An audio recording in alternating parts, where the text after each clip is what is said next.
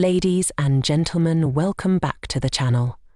Canada's history is a tapestry woven over thousands of years, beginning with the Indigenous peoples who have lived on the land for millennia. These peoples, including the Inuit First Nations and Métis, developed rich and diverse cultures, languages, and traditions shaped by the natural environment. They established complex societies, trade networks, and spiritual practices. Long before European arrival, indigenous communities like the Haudenosaunee, Anishinaabe, Mi'kmaq, and Coast Salish thrived across the vast territory, adapting to diverse ecosystems. From the Arctic tundra to the Pacific rainforest, the first recorded European exploration of Canada occurred in the late 10th century, when Norse explorers, led by Leif Erikson, established a settlement at Lancel Meadows in present-day Newfoundland. This site, however, was abandoned after a brief period and had no lasting impact. Centuries later, in 1497, John Cabot, an Italian navigator sailing under the English flag, reached Newfoundland and claimed the region for England.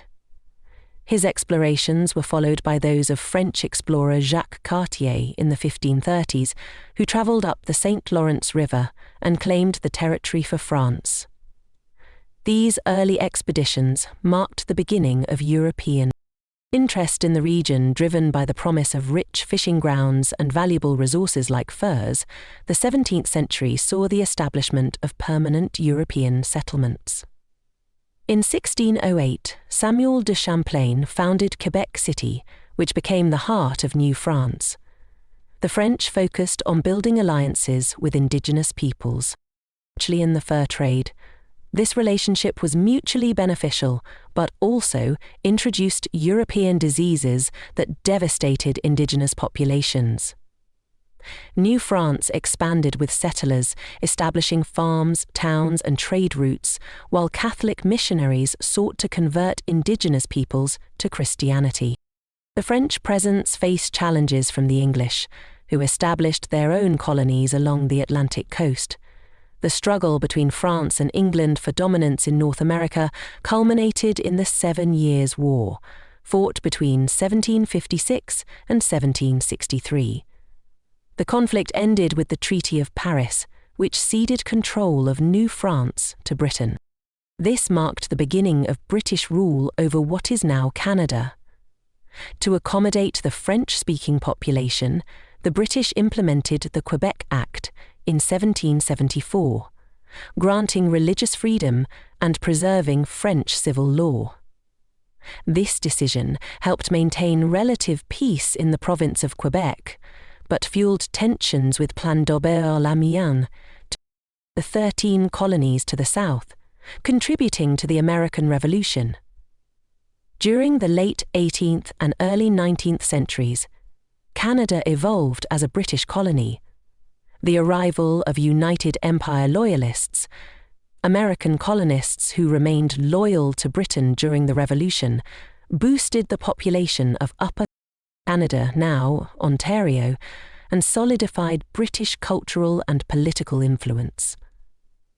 The War of 1812 between Britain and the United States further defined Canada's borders and fostered a sense of Canadian identity.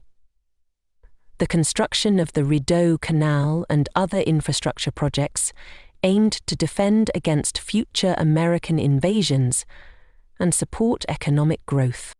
The mid-19th century brought significant political and social changes. The Act of Union in 1841 merged Upper and Lower Canada into the Province of Canada, with the goal of unifying English and French-speaking populations. However, tensions persisted and political reformers pushed for greater self-government. The Charlottetown and Quebec conferences of the 1860s laid the groundwork for confederation. In 1867, the British North America Act created the Dominion of Canada, a self-governing federation of 4 provinces: Ontario, Quebec, New Brunswick, and Nova Scotia. The new country retained ties to Britain, but gained control over its internal affairs, Canada, expanded westward during the late 19th century, driven by the acquisition of Rupert's Land from the Hudson's Bay Company in 1870. This vast territory became the Northwest Territories and later gave rise to new provinces like Manitoba, Saskatchewan, and Alberta. The Canadian government sought to populate the West with European settlers, often disregarding the rights and territories of Indigenous peoples. The construction of the Canadian Pacific Railway, completed in 1885, connected the east and west coasts, facilitating trade and settlement. However, the westward expansion also led to conflicts, such as the Northwest Rebellion of 1885, led by Métis leader Louis Riel, who resisted government policies that marginalized Indigenous and Métis communities. The 20th century brought both opportunities and challenges. Canada's participation in World War I marked a turning point in its national identity, as Canadian troops played a significant role in battles like Vimy Ridge. The war effort also highlighted divisions within the country, particularly between English and French-speaking Canadians, over issues like conscription. The post-war period saw economic growth but also social unrest, including labour strikes and the struggles of Indigenous peoples to assert their rights. The Great Depression of the 1930s devastated Canada's economy, leading to widespread unemployment and social hardship. During World War II, Canada again played a vital role, contributing troops, resources, and support to the Allied cause. The war effort spurred economic recovery and industrial growth while advancing women's participation in the workforce. After the war, Canada emerged as a middle power on the global stage, joining the United Nations and NATO and contributing to peacekeeping missions. The post-war era was marked by social and political changes. The Quiet Revolution in Quebec during the 1960s challenged traditional institutions and fostered a new sense of French-Canadian identity, leading to debates over sovereignty and the future of the province within Canada. The federal government under Prime Minister Pierre Trudeau responded by promoting bilingualism and multiculturalism, and introducing the Charter of Rights and Freedoms in 1982. Indigenous activism also grew, resulting in legal victories and recognition of land claims and treaty rights. Canada's economy evolved in the late 20th century, transitioning from reliance on natural resources to a diversified, industrial and service-based economy.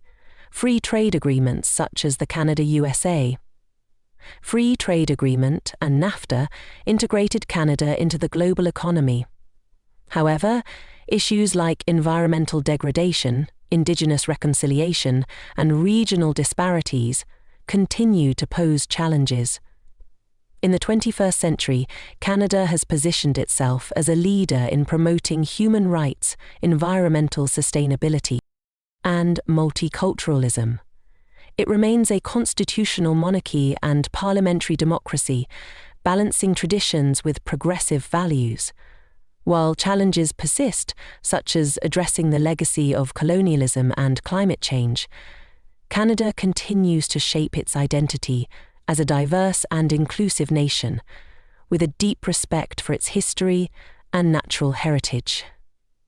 Thank you for watching this video.